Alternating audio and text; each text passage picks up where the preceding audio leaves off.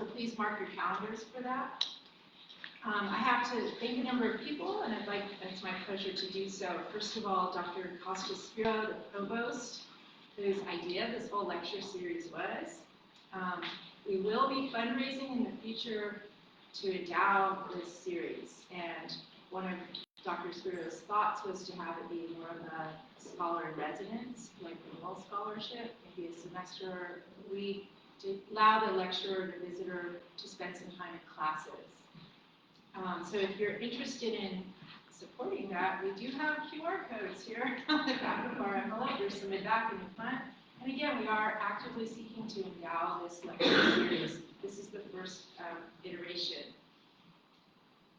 I have other people to thank, of course, and it's my pleasure to do so. Jessica McLean did so much work behind the scenes to make this event happen, and really nothing that the Flannery O'Connor Institute for the Humanities does would happen without her at the level of her just a generous work that she's offering to us, and we're so grateful. We also want to thank, it's my pleasure to thank Dr. Mandy Jarrell, Interim Associate Provost, as well as Dr. Holly Roberts, Interim Provost, for all the enthusiasm, support, and really expertise that really helped bring this series together. And I want to thank Jim McMahon. He helped out with PALS. He helped out a lot with publicity and also cooking many a meal for me and bringing me some sensitive glasses. I can't find mine. And so I'm so lucky to have generous, inspiring, and dedicated people around. And we hope this series really, this is the first time we're offering it. We hope it will be an annual event, and we're excited. So turning to our speaker tonight, it gives me a lot of pleasure to introduce Sara Crosby. She's made her way here from Ohio, and she's even survived having lost her luggage there and lost it. So we know that's a dedicated scholar who's coming here. Dr. Crosby is a professor of English at the University of Ohio in Marion. She's also the program coordinator, or is it the chair of the English department? Mini chair of the English department. Every academic institution does this differently. Dr. Crosby has received several degrees, a PhD in English from Notre Dame, an MA in English from Notre Dame, and a BA summa cum laude at the University of Alabama. She's an expert in early American literature and culture, and an important voice in eco-criticism as well. She is the author of 2 books, the 2018 Women in Medicine in 19th Century American Literature, From Poisoners to Doctors, Harriet Beecher Stowe to Theda Bara, and that's at Palgrave. She's also the author of the 2016 Poisonous Muse, the Female Poisoner, and the Framing of Popular Authorship in Jacksonian America. And that's at University of Iowa Press. So Poisonous Women, very interesting. She's held a number of positions on editorial boards and served as the TV and film review editor of Gothic Nature, which is a peer-reviewed online journal that I recommend to you all if you're interested in learning more about the Ecogothic mode. Recently, she's published a number of important essays in the environmental humanities, including a title, Gothic in the Age of Environmental Crisis, for Cambridge, American Soil, Louisiana Dirt, a metaphor enabling the sacrifice zone, and Beyond Ecophilia, Edgar Allan Poe, and the American Tradition of Eco-Horror. And in this last essay, she posits the detective as a potential figure for eco-critical work to replace something like Henry David Thoreau's model of retreat and communing with nature, maybe a more apt figure. You can ask her about that in the Q&A. I know there's a lot of Poe fans here. So her book in progress, from which this talk is taken, is, I guess, entitled It's Changing. I don't know if you have a title suggestion. We're always looking. But the working title is Losing Louisiana, Eco-Horror, and the Death of America's Wetland. This project investigates why the U.S. is allowing South Louisiana to wash away, specifically how the interplay between extractive interests like the petroleum industry and American popular culture's representation of South Louisiana as a place of eco-horror has and continues to enable this natural disaster. So I'm really excited to hear Dr. Crosby's talk today. I think she's working on so many different levels to illuminate something that O'Connor once famously said, and it's on our postcard, so you can't miss it. Where you come from is gone, where you thought you were going to never was there. And where you are is no good unless you can get away from it. Where is the place for you to be? So join me in welcoming Sara Crosby.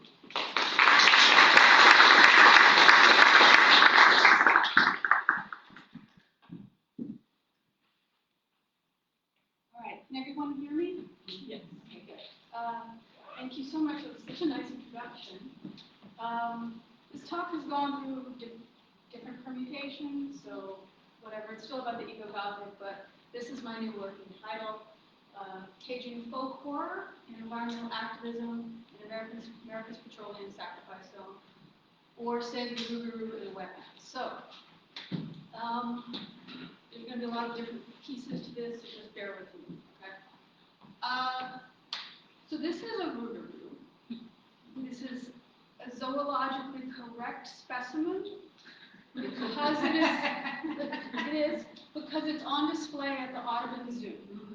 Okay, in New Orleans, so therefore it has to be the correct thing.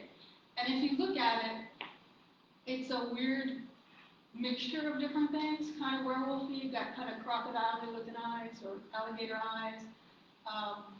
So it's already a mixed beast, even at the Audubon Zoo. So, okay. Basically, what I'm going to be looking at today is I'm Cajun. Yay. Okay. And Cajuns for many years have been in a negotiation with America. And the Rougarou is one way that we've been negotiating. So the Rougarou is back and forth between America's version and the Cajun version. And what we're trying to make it do shifts, okay? So we're going to follow that genealogy.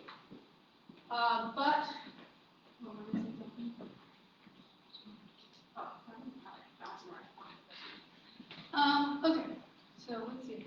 Oh, nice, okay. So for the last 10 years, give or take, you've probably seen the Rougarou pop up in something. Like, you know, Call-of-Cthulhu type games, actual books by real authors. This is great. Merchandise. You can get a Rougarou bike tire, okay? Inexplicably, in Sandusky, Ohio, there is a roller coaster called the Rougarou. I haven't ridden it yet, but I don't know what it has to do with anything. And if you have Hulu, right, there's Strike Crew is a new Eli Roth series where a Rougarou is a hero. And that's different, but it's very werewolf-like. I have problems with it. But we'll see. So it's showing up, okay? But what is it? Again, I told you this is negotiated, right? So Rougarou, or if you were fancy like my own family, you say Rougarou, right? I want you to bookmark this, okay? More or less a Cajun swamp werewolf. But then later I'm going to have you take that bookmark out. So just kind of keep it in mind, okay? So why is the Rougarou associated with saving the South Louisiana wetlands? Because it is. Okay. In 2012, the Rougarou Fest was inaugurated. Have any of you ever been to South Louisiana? Like, assuming of you. Okay. You're from there? Yeah. Where are you from? I was born in Metairie, but spent most of my childhood in Slide Out. So not Cajun. Oh my gosh. You might know some of my relatives. Okay. But yeah, so, okay, where was I? 2012. If you know anything about South Louisiana, you know we love festivals, right? I mean, if anything happens, we're like, let's have a festival about it, okay? But even among that ecosystem of festivals, right, the Rougarou Fest stood out and it being the hottest festival in South Louisiana. And it's set in Houma, you know, it's in Houma. which is the place we went to the mall. But it was actually declared the happiest city in America a couple decades ago. Not anymore. Yeah. So that's where it is. And it was the brainchild of this wonderful man who's so cool. Jonathan Foray, he's a folklorist, and he works with the South Louisiana Wetlands Discovery Center, right? And he's like, okay, we need a fundraiser for this center, which is all about raising awareness about climate change and coastal erosion and what's happening to South Louisiana and the wetlands. And so he's like, I know what, Rougarou, right? So this is kind of his brainchild. We're going to come back to him. But I'm just saying, he's not pulling from nothing. Okay, it's already there. But again, bookmark. Okay. Let me be a little narcissistic, and I will tell you my place in all this. So let's see, where am I? I'm from Grand Isle, which is an island off the coast of Louisiana. My family's been there, living in the same house until recently, for about 200 years. So we've been there really since the 1700s. This is me when I was cute. So 1970s, a long time ago. So this is me on the island. This is what it looks like. This is a picture I took. This is just looking out the front. So this is the side on the Gulf of Mexico side. And this is what it looks like. My family, like I said, has been there forever, feels like. We were trawlers. These rocks, by the way, are imported. No one has rocks in South Louisiana. Okay, we'll get to what it's doing there later. We were farmers. The island was this lush, subtropical place, huge farms. And we were known for cauliflower, like that was our thing, right? Really great cauliflower. This is what it looks like, the lane going down to where my house is, and this is the back Bay Area. I just want you to notice the ecosystem here. Right? These are coastal live oaks. Grand Isle has about 10% of the entire population of coastal live oaks. It's called the Chenier Ridge Island, Oak Ridge Island. It's a barrier island. It's the one directly below New Orleans. So any hurricanes that hit New Orleans have to cross that Chenier Ridge first. We are the first line of defense. Okay.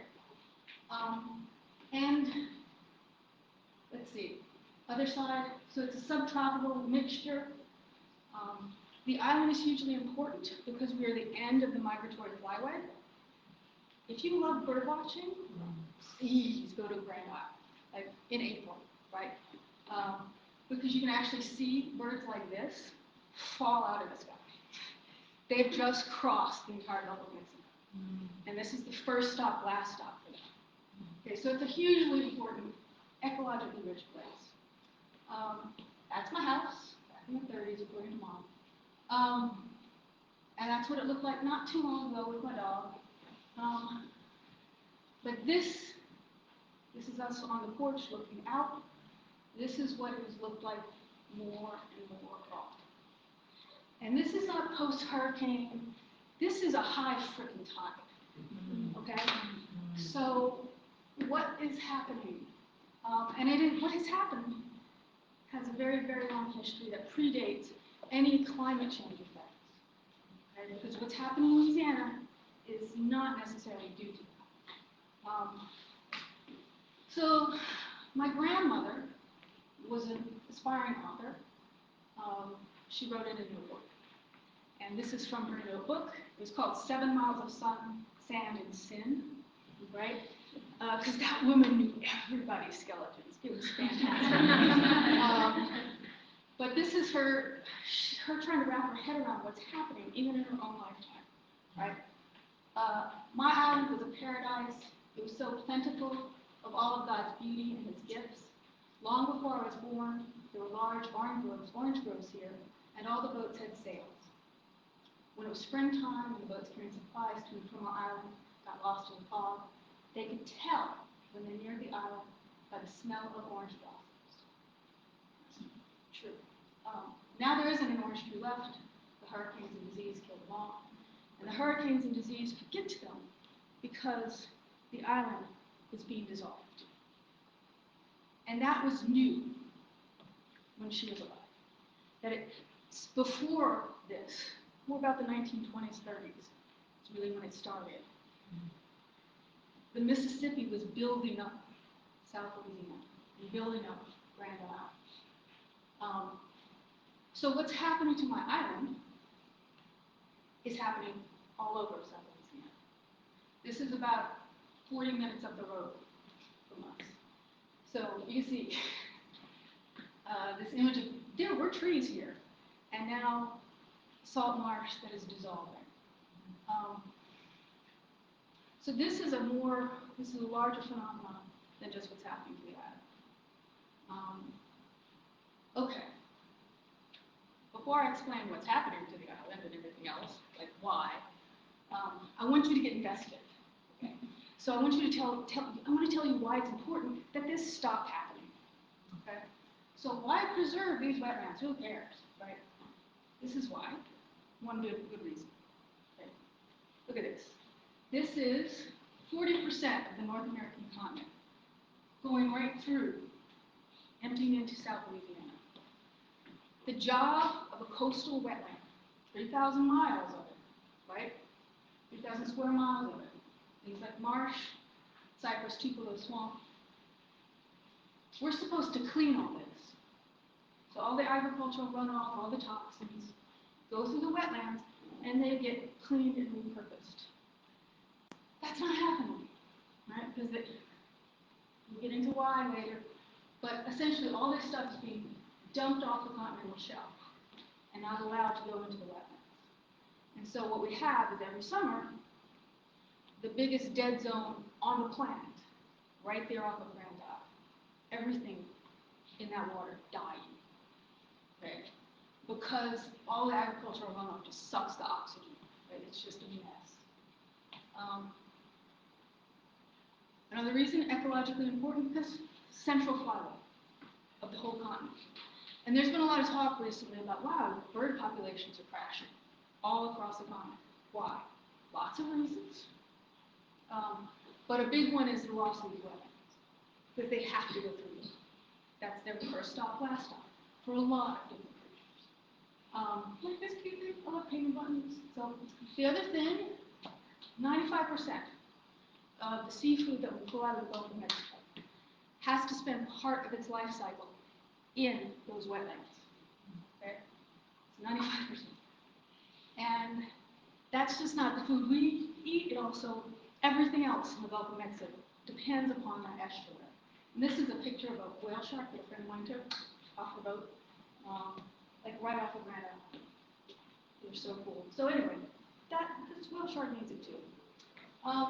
Okay, so what's happening? This is an old picture, but it gives you a good look. Here's Grand Isle, right below New Orleans. And this is what it looked like theoretically a few years ago. And this is where it's going. As you can see, New Orleans is still there, but not really. Right? You can't, it's like Atlantis. So let me just show you a visual, which I think is pretty impactful. Sorry, this is a bummer, but watch it.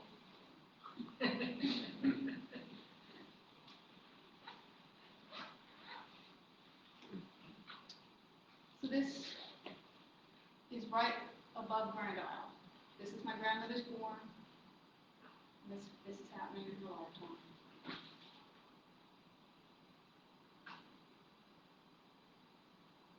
I'm born.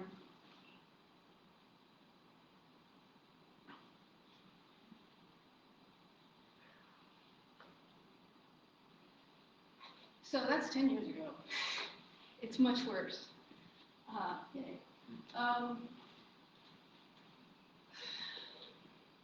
So we've essentially lost the state of Delaware, and no one's noticed. Well, except for you. So why is this happening? The immediate cause, soil compaction and wetlands and disruption of wetlands hydrology, which is what they will put if if you guys go down to like look at the various museums and things, even Discovery Center for a while, that's what they'll have as the official reason. Then there's stuff behind it they're not telling you, and we'll get to that, okay? Because, I mean, salt action and disruption to hydrology just doesn't happen, right, on its own. This is why. First few reasons. That hydrology was disrupted starting probably the turn of the century, early 1900s, largely before industrial interests to facilitate extraction. The first big wave was this, right? The logging, the clear cutting of the cypress forest around New Orleans. And that happens outside timber interests, lumber interests coming to the state. And they started in the 1880s, 1890s, and they just clear cut everything.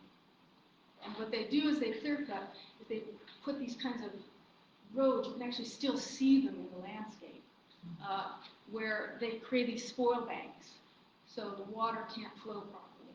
And the problem with cypress, they're a fantastic tree, but they're one of those damn little Goldilocks species where it has to be just right, or they're just not going to work. And so, if you go to New Orleans, take a little trip on I-90, like on the causeway over there, and you can see the cypress forest, and it's terrible. It is pathetic.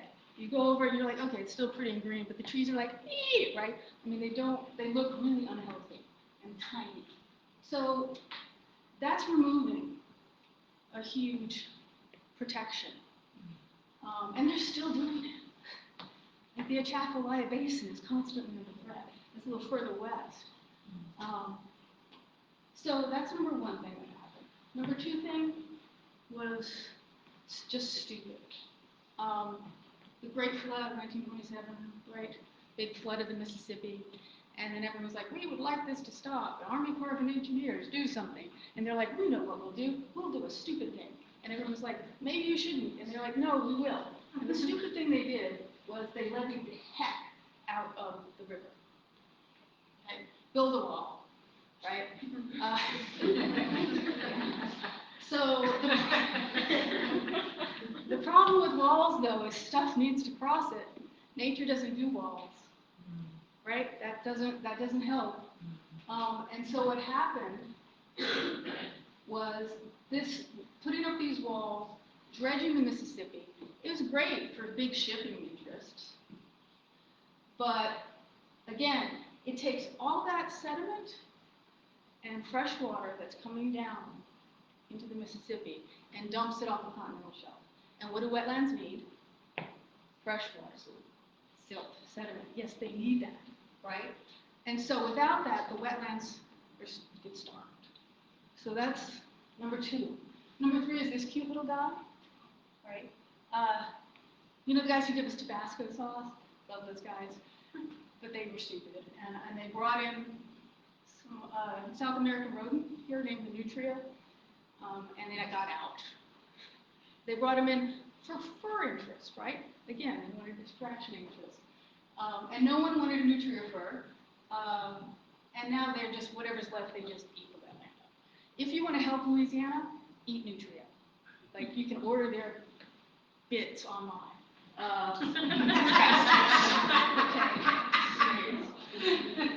They're cute, but just don't look at that. Okay. But the final and most impactful interest in this is, of course, the petroleum gas industry, petrochemical industry. Oh boy. So they're the ones who've done the most damage. I think some of you read an article about this, where legally, when they started cutting up the state, they were supposed to fill things back in, and they didn't. Why? Why not? Because they didn't want to. It would cost them a few dollars. They didn't want to do it. So what they did was this. All right. 10,000 miles cut through the coastal wetlands. And what is it when you cut up something like this? What happens? between the Gulf of Mexico and the interior. All that salt water comes rushing in, and it kills whatever is there. Okay, so this wetland's already being starved, and then you add this. So this is just up the road from me. Right, you see these straight lines? That's not natural. These are all those things that have been cut through. And this used to be, I remember when this was a healthy marsh. Right? My dad used to go dove hunting in it. You know, it's open water. So that's what a petroleum sacrifice zone looks like. Also this. So this is post-Katrina New Orleans, right? 80% of the city drowned. Every 2.7 miles of wetland cuts a storm surge by a foot. Okay? You don't got that. So New Orleans was open to the Gulf, and this just came.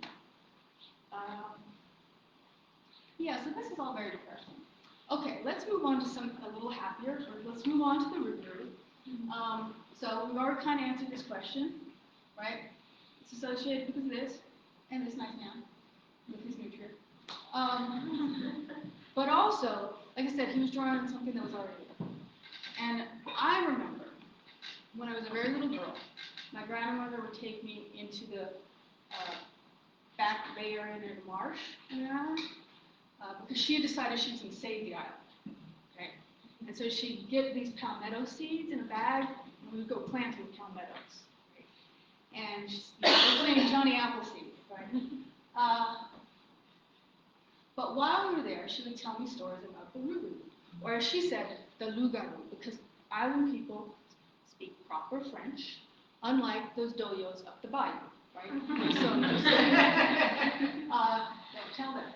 Okay, but so there was already this association. The Rougarou is out in the marsh. It's part of the marsh, right?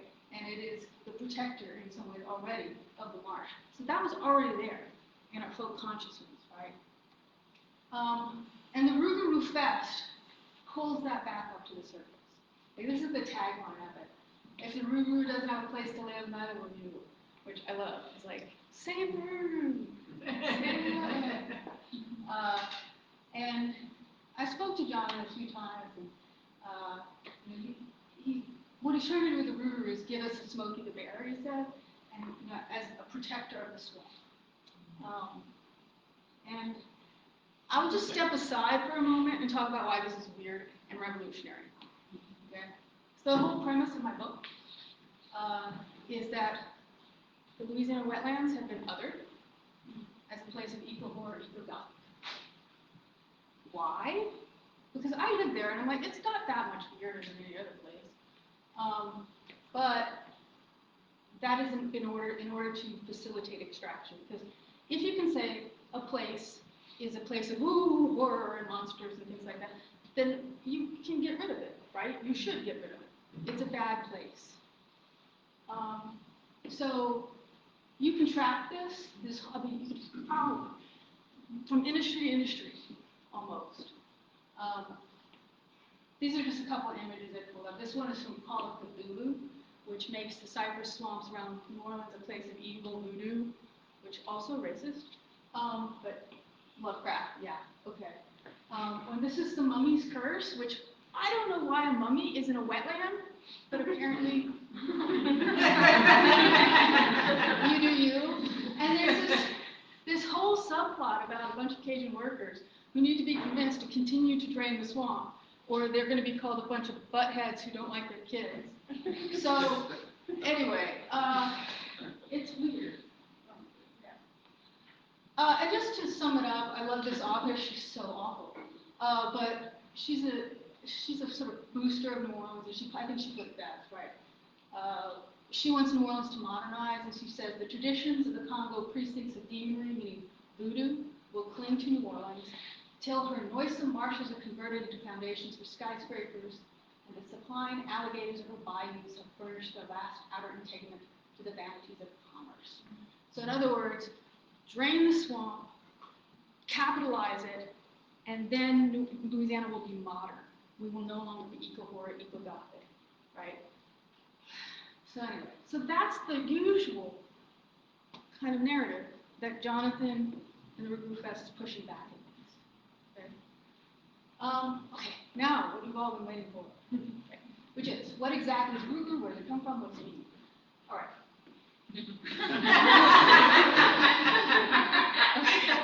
Bear with me. Okay. So I told you to bookmark the werewolf. Now is the time to remove the bookmark. This is for Cajuns. The Rougarou comes in many forms. It's a shapeshifter. It can be a bunny. It can be a very sad dog, owl. A good one is just a shadow figure that shows up and for some weird reason helps you shuck oysters. Sometimes he'll eat some of them, and then you get mad at him. Sometimes just a creepy dude, like that creepy dude. I mean, and look, the Rougarou Fest is like, yeah, we know. We all know Mike the monkey. He's a Rougarou. Okay. Sometimes pig, really angry-looking chicken, or skeptical cow. It can be a lot of things, okay? Most common, however, and this is actually for the Canadians as well, because we still maintain back and forth with them, medium-sized dog. Okay. And probably Louisiana's most famous artist was George Rougarou, who just died not too long ago. But his Blue Dog. How many of you seen Blue Dog? It was a bigger thing when I was pregnant, but whatever. But his Blue Dog is iconic. It was used to sell Xeroxes when we did that. Absolute Vodka campaign. And it's based upon his favorite dog, Tiffany, and also the Rougarou. So, there you go. We'll come back to him later. Okay. So where's it come from? Anybody familiar with the origins of Cajuns? A little bit? Okay.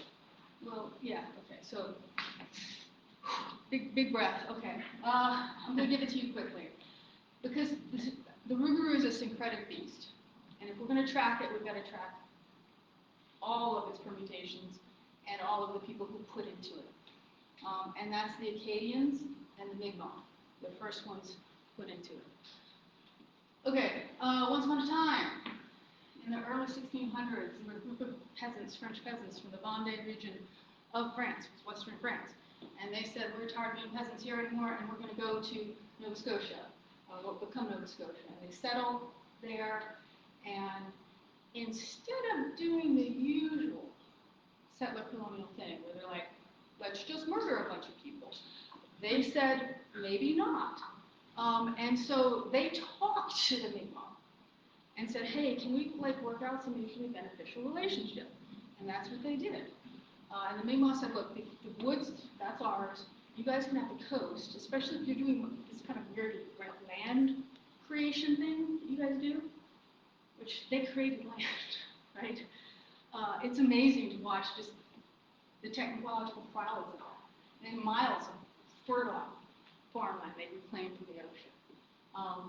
And so, yeah, so they intermarried, they talked, things were great.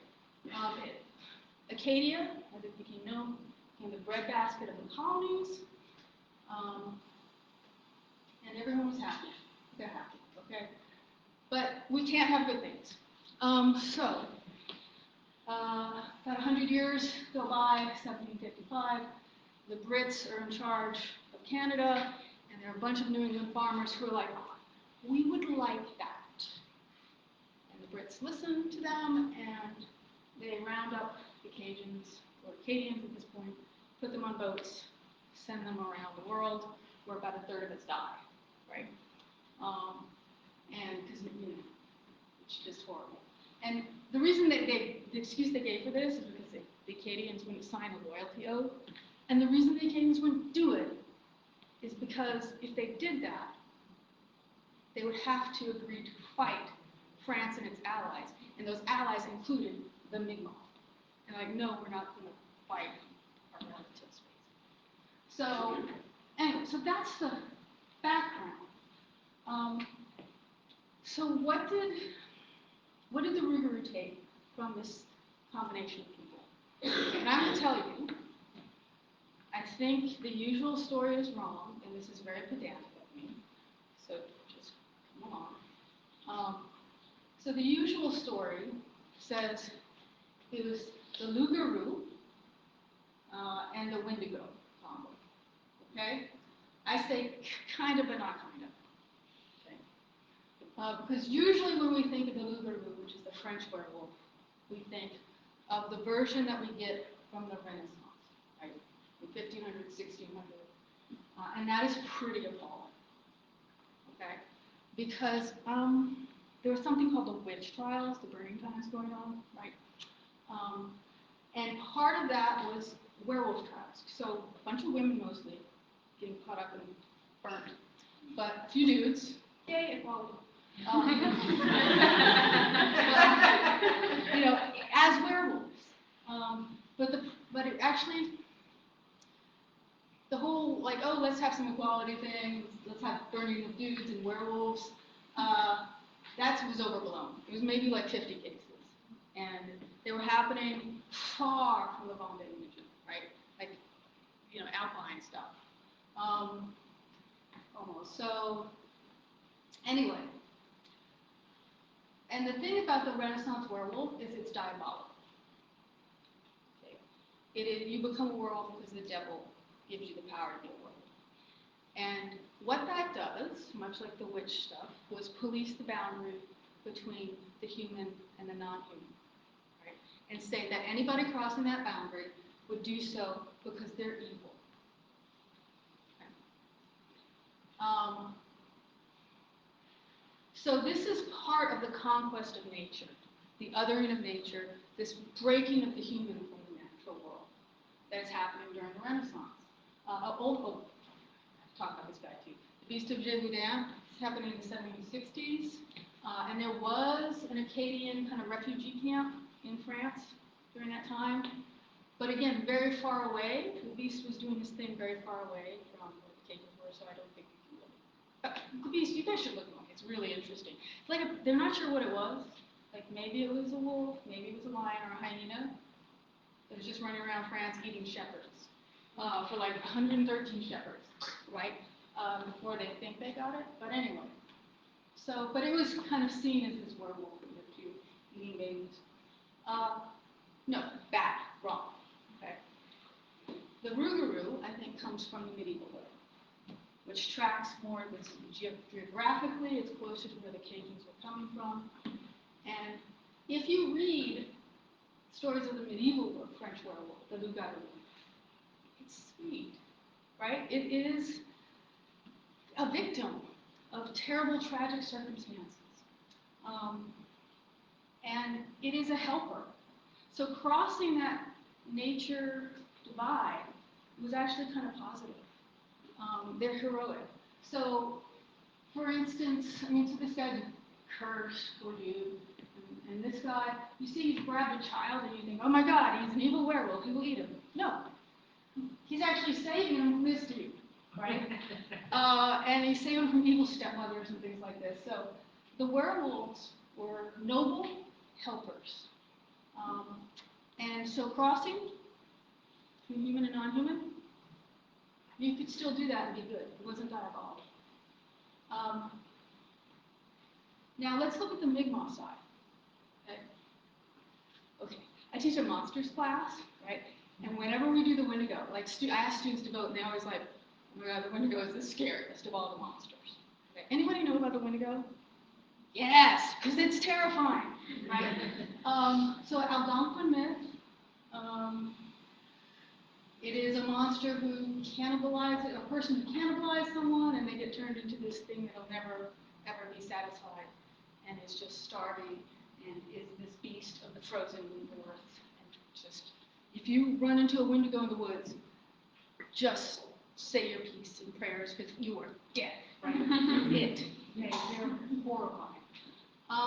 So the idea was, well, maybe the Mi'kmaq were bringing the Wendigo. No. Okay. They had their own version of the Wendigo, the Shenu, right? Shenu. Let's talk about the Shenu. It's kind of a Wendigo-y thing, right? And this is the earliest kind of folklorist I've been able to find talking about it. And it sounds like a Wendigo first, okay? Made a devil, man, beast in their most dreadful forms. Old man, wolfish eyes, stark naked, his shoulders and lips gnawed away as if, when mad with hunger, he had eaten his own flesh. The being who comes from the far icy north, a creature who is a man grown to be both devil and cannibal. Very Wendigo, right? But you dig into the actual stories that he reports, and the stories are just charming. I mean, one is very sad, the other's charming. So the sad one is this young woman, right, who doesn't want to screw this guy, and he's like, I'm mad you don't want to screw me, and so he curses her, which you've all been there. Okay.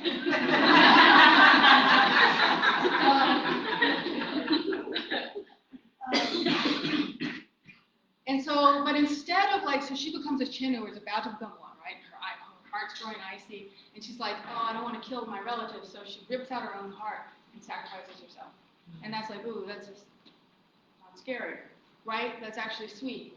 And then the longer story he tells is about a Chinnu who like comes into this camp, right, where this young woman is, and her husband's off hunting, but she's smart. Right? And she's like, I'm a terrible Chinnu, and she's like, oh, hi, father, you know, oh, come sit down and hang out. And he's like, oh, you like me? And they're just like, and he becomes her friend, and he like helps out the family, he gives them food. It's weird food, but they're like, that, thank you, we appreciate that. And, you know, he protects them, and eventually he converts to Catholicism. And, you know, it's all great. So that's the Chinnu is not a Wendigo. You can befriend it. And it also has this added element, which I found really interesting. The Chinnu is not just a human who crosses the nature, divide. It becomes a god of nature, an embodiment of natural disaster, right? So sometimes they turn into giants, and their heads top the clouds, they tear up forests and rend rocks, and change the whole face of nature, their hideous battles, and so on. So they're kind of like natural disasters. They're like nature at its most sublime, and you can still buddy up to it. So what is that telling you about our relationship to nature? That even if nature is scary and horrible, you can make a friend of it and you are part of it. Very different than the Rougarou and Wendigo versions, that we get. So, all right, now to Louisiana.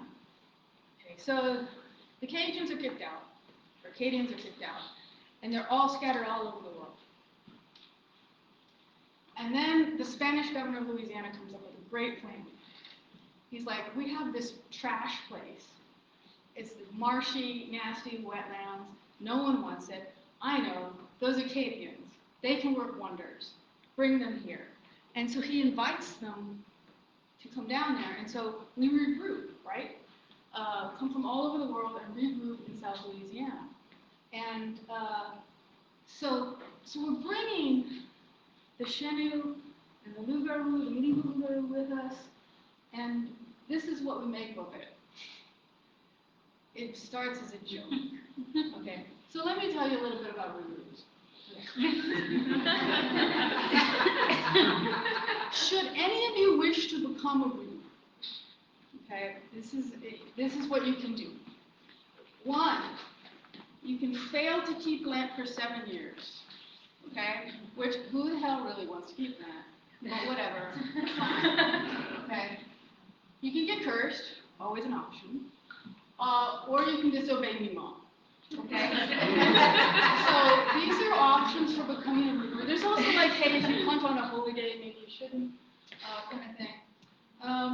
So it's like a boogeyman used to scare children as a joke among adults. Okay, now the bite part. So, starting in about 19 teens, there is an effort on the part of the state government of Louisiana to eradicate Cajuns, or Cajun culture. You know, and a lot of, like, okay, I have to admit this, I love, like, my great-grandmother was a very cool person in a lot of ways, but she was one of the minions sent out to do this. She was German, she was good at it. But you know, she was a school teacher, and she beat children, right? Yeah, she was good at it. Anyway, so many of my family stories are like, and then she beat us. Right. Sorry, Rose. Okay. So there's an attempt to suppress Cajun culture going on. And at the same time, you're getting kind of works projects, administration stuff happening later, and they're sending these folklorists out to record what Cajuns might say about their legends and myths. And so the first time you get this written down is in a collection called Gumbo Yaya, which is a great collection, but please take some of it with a grain of salt. And let me explain why. Cajuns were messing with them hard, okay? Because the premise was like these guys are very sophisticated and they're going out and they're saying like, and this is a quote from Gumbo Yaya, Cajuns are subject to a superstition of an entirely primitive type. Thank you. And then these guys record this story. This Cajun tells them this story, which I love this. Okay, he's telling them about Rougarous. Oh yeah, Rougarous, they throw dances. They ride bats. And they will jump down, they're huge bats, big as airplanes, and they will jump down your chimney and drink your blood. And of course, this is about when that Lon Chaney Jr. vampire flick came out, and like people were watching in New Orleans. I'm like, he totally saw that, right? And then this is the best part, which is, oh yeah, how could you stop a Rougarou? Oh, yeah, I know how, right? Which is, you chuck a frog at it. Because they show on one end, they scared of frogs, right? No! Right? This is not primitive superstition. This is a game, and it's called playing the couillon, right? Any of you familiar with Cajuns and their humor? This is a long tradition of the fool trickster, right? From Jean Sat to Rougarou and Thibodeau. And then here's how you play the game. Okay, so like, if you wanted to play the game with me, right? So you're a Cajun, okay? And I'm a very arrogant butthead. Sees you as a primitive. And I'm like, tell me your primitive stories, Cajun, right? And you would make up something crazy, right? And the game would be, right? I, as the puffy dude, think you're a dumbass, okay? But your game is to play the dumbass so hard that you make me believe you're a dumbass even more. And by that, I show that I am, in fact, the real dumbass. You see? Yeah. And couillon basically means asshole, right? That is what it means, right? You play the a-hole here. So notice that this is a form of resistance. This is pushing back against that erasure by messing with the people who are doing it, you know, or saying we're primitives, right? So take that form of resistance, tweak it a little bit, and you get an assertion of cultural worth and identity. And in the 60s and 70s, suddenly America turned around and went, God, we're kind of boring. What do we do with all our folk literature and traditions? And they start revaluing them, and the Cajuns are like, we got some stuff for you, right? And the Rougarou was part of that revaluation. That George Rodrigue stepping in and sort of using the Rougarou to talk to America. We have people like Garth Amos who are like, I know what, I'll do a children's book called The Rougarou, and it'll be cute, and it'll tell you about ethnic cleansing, right? So it's a way of communicating that story and saying it's worked.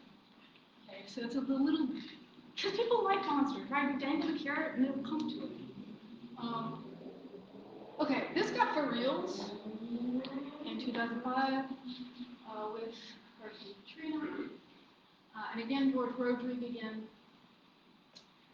So we were asserting our cultural worth, and now we need to assert are Americanists in the wake of Katrina. And I don't know how many of you were kicking around when Katrina happened.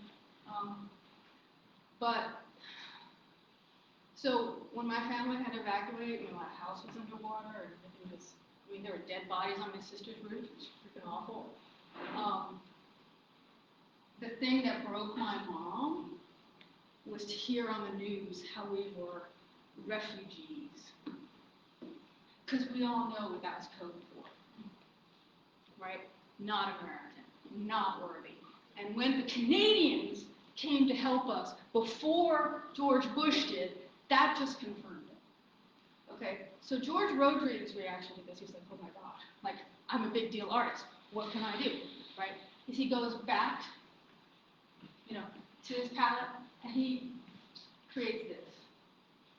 So let's look at the visual imagery of this, right? Usually the blue dog's eyes are yellow, because it's weird. But now he's like, I'm going to make them red, and look what they're chiming with. Red cross, red stripes. We have the blue dog underwater. But if the blue dog is underwater, so is the American flag. So we are American, is what he's saying. Cajuns are American. And we will rise again because we're American, and therefore we are worthy of being treated like citizens and being helped. And he said that he wanted people to see Louisiana as home, not just as eco-horror monsters land, right? So the Rougarou is like saying, this is a home. This is part of American soil. Okay, which is lovely and sad. So Louisiana gets to be a home to the Rougarou, but Rodrigue hadn't completely connected it to the ecosystem, right? The home is actually an ecosystem too. And that's when Jonathan Foray comes in and gives us the Rougarou Fest. And this, I love this, right? This is my favorite move, which is he makes it into a megaphone, a charismatic megaphone that you want to save. Like, it's a real cryptid. Don't you want to save it, right? And so this is what we get. And again, one of my favorite genres of all time is reality monster shows. And after the Rougarou Fest comes in, you get this state of various on the Discovery Channel, History Channel, really this is for reals, shows about monsters in South Louisiana, and the Rougarou features them all the time. I mean, this whole show is about a Rougarou. It gets everything wrong, but at least it's trying, right? And my favorite one of these. Oh, no, what did I do? I didn't do anything.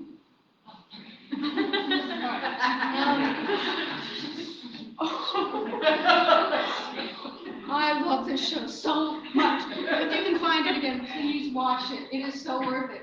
A couple of these guys went to my high school, right? Okay, it is such a ridiculous tongue-in-cheek show, right? And these guys are protecting their people from the swamp monsters, right? Very seriously. And I'm watching it, I'm having a great time, because I know they're playing the Couillon, right? They're having a good time doing this. But then they say this line. Okay. And with all the land that's getting lost, it's pushing this creature closer and closer to our habitat. And I about broke down when I saw that. I heard that. I was like, oh my God, someone finally said it to a national audience in a popular format that's going to get out there. Because then people have to ask, oh my gosh, I cared about the Rougarou. What's happening to the Rougarou? Right? So, and Elliot Guidry, who lives in Cutoff, which is where the place was, he was interviewed by the Lafourche Gazette. And he's still kind of in character, but he's saying, he's giving the plan, which is, if we don't protect the wetlands, these creatures won't have a place to live. No one before us has brought to light the disappearing wetlands to a national audience. Which is true. This isn't just a Louisiana wetlands problem, it's an American wetlands problem, and it's getting critical. So he's bringing in that Rodrigue thing, we're American. but we're also wetlands, and those can work together, be together, right? So bless you, Elliot. Okay. Even if you won't respond on Facebook. So, all right, then let me get to a little bit of a problem. Okay, so South Louisiana is a petrol colony. It's owned by oil companies. And going back there is always a weird exercise in cognitive dissonance to some extent because people don't want to criticize the oil companies. Even though, as we saw, they're the main reason South Louisiana is expanding. I talked to someone who wishes to remain anonymous, right? He's basically like, oh yeah, we all got Stockholm syndrome. People feel implicated because the way a sacrifice zone works, right, is it removes any other possibility for financial gain or economic survival, right? And there's a reason Louisiana is like the worst in everything, right? Other than Mississippi, sometimes.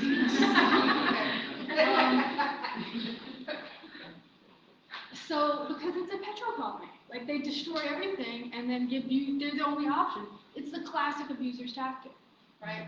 So people can't criticize the oil company. So the Rougarou mostly is just a cute little mascot. Look at this, isn't that cute? Children's books, fluffy toys, right? Except for this wonderful human, right? This is Ida Aronson, and you guys should go find this. It's like $75, though it's hard to get. But Howl, it's a collection of indigenous comic authors, and she is the only person I have seen, or they are, sorry, who takes the Rougarou and actually says, you know what, Jonathan, you said this was going to be our superhero, okay? Don't superheroes kick the asses of villains? And so they're like, okay, I'm going to write a story where that happens. And who's the villain? The oil companies. And they're still doing it, right? They're still doing it, still laying pipelines. And Ida's involved in like fighting them. And so the Rougarou she envisions, or they envision, is it actually goes and messes up a pipeline and stops it from being put in. And that's the only time I've actually heard anybody do that. And part of the reason they can do this, I think, is because they're part of the Homa diaspora. I'm talking about Homa, the tribe. So they were raised in Boston and then came back, and all their relatives were like, shh. They're like, no, I think the oil companies might be a problem, right? So if you want to look at that, but it's still somewhat of an outlier. And where we are now with the Rougarou,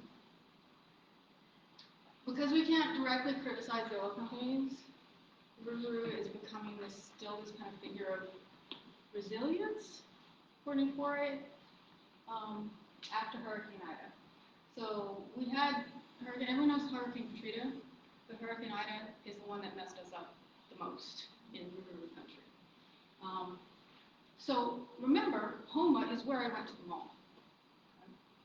It's inland. It is at the top of Barrier Terre Bay. This is what it looked like after Ida. I mean, this is unprecedented. Homa is where we used to evacuate to. Okay? Ida just destroyed Homa. And it went right over Grand Isle. So this is what Grand Isle looked like. 40% of the structures on the island were destroyed. And this is what my house looked like. And FEMA condemned it because they're helpful, which meant contractors wouldn't touch it. And unless you went under the table, and we were not able to do that. And of course, the insurance companies screwed us, because that's what they do now. That's their main job. And so we could not. So just last year, really, it was finalized as we sold everything. And that's so at a bargain basement price, that you guys should get in on it. But Anyway. So that's happening to my family and to a lot of families. Okay? People are leaving. Cajuns are leaving Louisiana because we can't afford to be there. It's disaster capitalism. So what's happening in Grand Isle is the people who've been there, my families, for like 200 years, we all are having to go because we can't afford it. We can't live there anymore, and you can't have water coming up every 5 minutes. So essentially, it's a bunch of rich people now taking over and using it as a playground because they don't care. Right? So the Rougarou Festival was suspended in 2021, but they set themselves up as a relief organization, and they wanted to remind people that we're of the bayou. Everything we are comes from the wetlands from the bayou, and the Rougarou is here to help you heal from trauma. And so the 2022 Rougarou Festival had a new tagline, Cajuns come home. And I talked to Jonathan, I'm like, Jonathan, I don't want to say you're a butthead, but what do you mean come home? How can we come home? And he's like, well, maybe just for a few days. Come to the festival and we can remember who we were. We can remember our traditions and what made us. And so, yeah, so this is where we are. I mean, the Rougarou has been our companion, our monster, our friend, sometimes a joke, throughout our history, and now is there to help us, still, to be our friend. So this is where we are with the Rougarou, and I'm done. Thank you so much.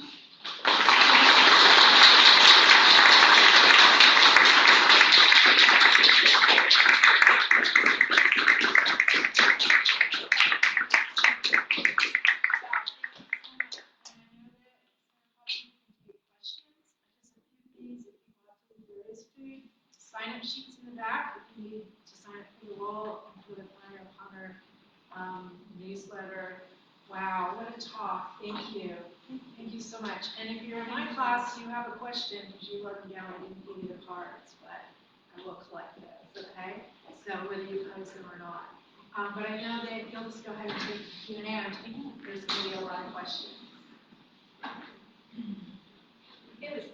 Well, first of all, I just want to say, I love your vulnerability and thank you for sharing all that with us. And I do apologize for what's happened to you, but everything is so beautiful out there, so I appreciate you sharing that with us. You should see it before it goes. Yeah, it seems very beautiful. So my heartstrings were being tugged. So thank you for sharing. But yeah, as a horror scholar, my interest was really piqued when you mentioned Eli Roth. Obviously, he has a long history of controversial movies, like torture porn kind of movies, and movies that kind of other the big O were in places like Hostel in Amsterdam or The Green Inferno. So I was interested that you made mention of kind of what looks like a kid show by him. Yeah, it's so bizarre. Yeah, so I want to know what are your thoughts on that? Do you think that there's any pros to someone like him making something that gets the word out there? Because I personally have never heard of the Rougarou until now. So what do you think of that, or do you think that maybe his tendencies towards othering different people groups is kind of seeped into this, even though it's not a horror film? Yes. Okay, yeah. Yeah, so I have issues with Fright Crew, because I'm like, oh, well, great, you're talking about the Rougarou, but again, he doesn't bring up any of the wetland stuff. Right. I mean, the Rougarou is essentially a hot werewolf. Right, okay. I'm so sick and tired of hot werewolves, right? Yeah. No, I'm not. But, yeah, and then, oh my gosh, there's this one scene, I just about died watching Fright Crew, where there's the ward president. The monsters are there as stand-ins for diversity, right? So not actually dealing with real people, we're doing monsters. And the ward president gets up and talks about we need to tolerate the Rougarous because they make us interesting and unique, and the tourists like that. So it's this whole thing of people come spend money because of the difference of Louisiana and its monsters. And I'm like, Okay, that's great, but again, Right. that's Kind of not, that, that's not saving us or doing anything. It's this commercialization. He might as well be shirts again, talking about like turn it into skyscrapers. Yeah. So screw out like Roth, basically. Yeah, basically, yeah. Well, thank you. I was curious about that. But you should watch it. It's interesting. Okay, yeah. Maybe I'll check it out. It also appropriates the hell out of Louisiana voodoo. It's just, it's yeah. really kind of, I feel slightly disgusted kind of watching it, going like, I feel bad. Like, Yeah. So, yeah. Yeah, well, thank you. I appreciate it. But watch it. Okay. Question. Yeah, I had a question about the Rougarou. I mean, is it mostly viewed by people kind of connected to Cajun folklore, or has it made any crossroads with Native American folklore from South Louisiana, or is it, since it came from Nova Scotia, is it not connected to them? Or? Okay, it's, so the Homa, primarily they're the tribe that's closest worked in with this, right? They have the Rougarou adopted into their folklore, right? And because there's a lot of crossover between Cajuns and Homa, right? But there are no wolves in South Louisiana, right? Like, so there is some, I think the more likely genealogy is from the Mi'kmaq, right, and the Acadians. That seems to be the primary one. There's this documentary like called The Howl of the Rougarou, which drives me nuts. Like, it's an important documentary. Jonathan Foray shows up in it, and he's great. But it's this kind of weirdly racist version of the Rougarou. It's like, there were these natives in Louisiana, and they ate people. And that's where the Rougarou came from. I'm like, no, they didn't. Right? So, yeah, there's crossover, and there's syncretism there. And, Aaronson, of course, being a Homa herself. But I think it's mostly comes from Canada. Would be my feeling about how that works. But it's hard to track that stuff. So if you can find out more, let me know. But, yeah. I have one, so I'll preface it with, I'll try not to be too long though. Oh. I remember around the time of Hurricane Katrina, I briefly was a little bit optimistic afterwards. When I read about sort of this proposed engineering project to kind of cut channels away from the river to restore some of the wetlands, allow some of the silt to flow down. Now I'm less optimistic. It's been 20 years and nothing has happened, so. The Coastal Master Plan, which Yeah, is master in it, so it must be awesome. Right, so I guess I'd ask, do you have any reason to be optimistic about the future? Do you think the Rougarou initiatives have helped at all? I go back and forth on this. It depends on how depressed I am. Yeah.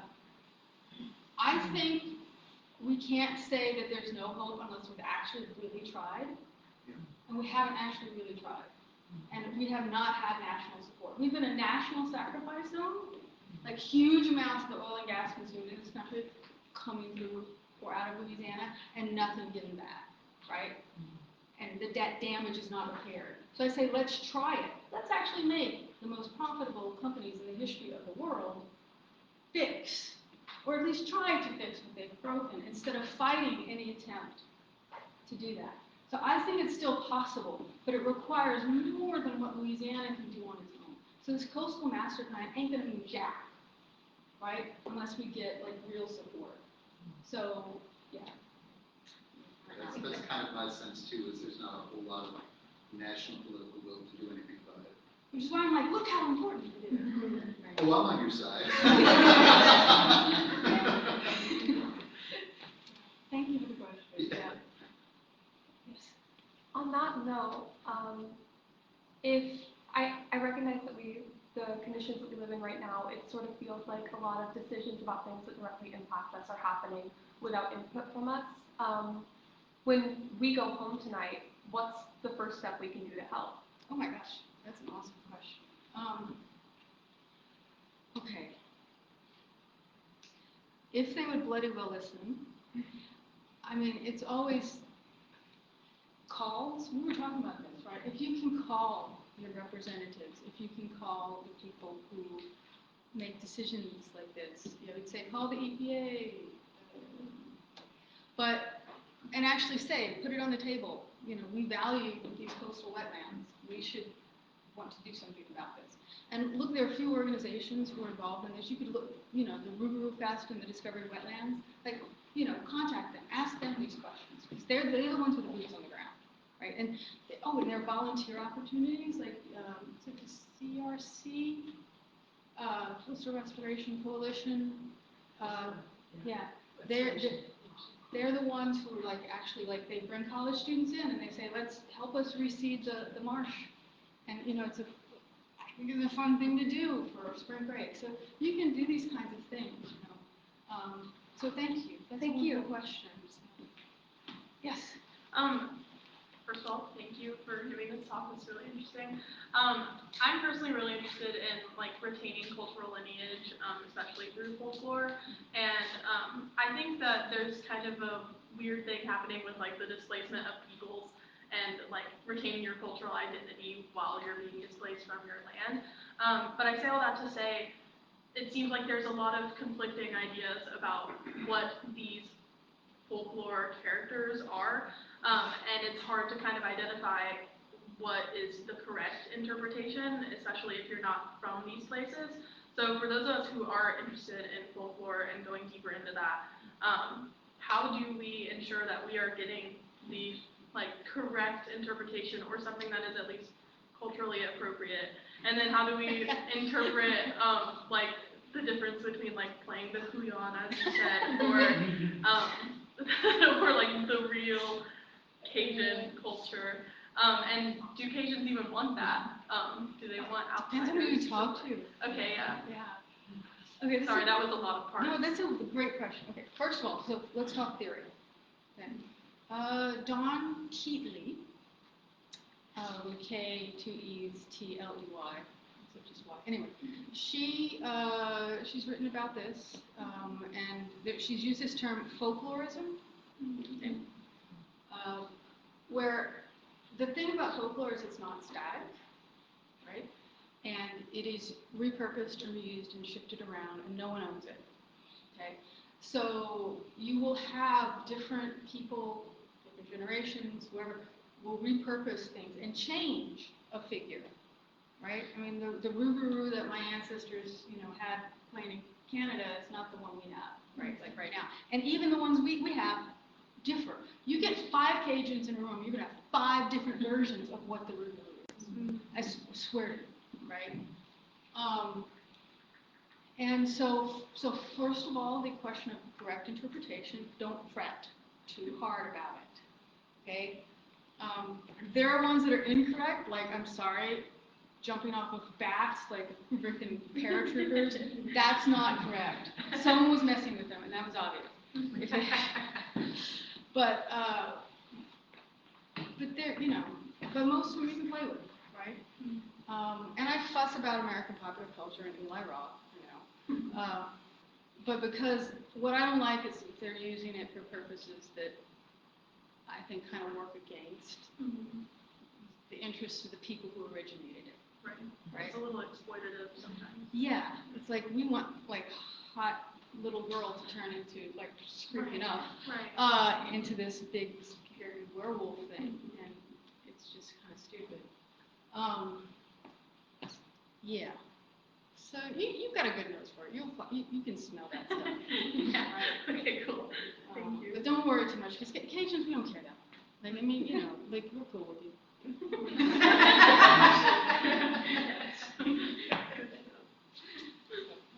Did I answer your question? Yes, thank you. All right, more? Hey, Charles. Hi. So first of all, I also want to say I really enjoyed your talk. Thank you so much. Something that I'm like super interested in general is like storytelling and the way that it intersects with like social justice, environmental justice. And so my question is like, in your opinion, you know, we have like an effort to kind of reclaim like otherness and like turn things that people claim are other about us into like, you know, rallying flags kind of. But how do you move from that into garnering like large form support, like while the majority maybe still sees you as other, And then how do we do that without assimilating? Oh my God. Yeah. You know, that was a lot. Why are you talking to my therapist?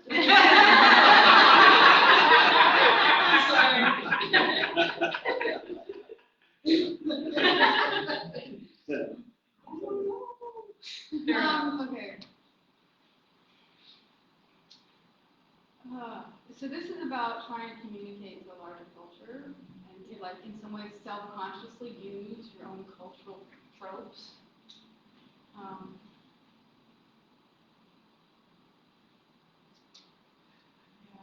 Yeah. Damn. I just feel like self-awareness, right? Like that's the best thing we can do is be self-critical and also other critical, but in larger culture. And I think, I mean, are you a creative writer? Do you ever do creative writing? Yeah. That's what creative writers do, right? You're always translating back and forth.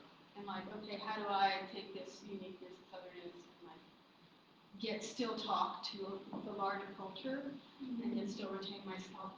And it's just like, okay, we'll say this, we're all a bunch of liars, right?